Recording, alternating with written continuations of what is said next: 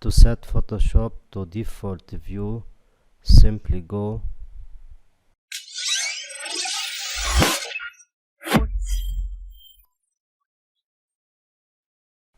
Hello everyone, how are you? Today in this tutorial video I wanna show you how you can set Photoshop as a default view.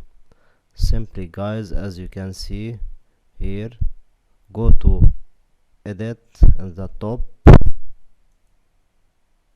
and go down to preferences, then general. Okay, here guys in the workspace section, just select restore default workspace. The default workspaces have been restored. Okay, and all the settings will be in the default way.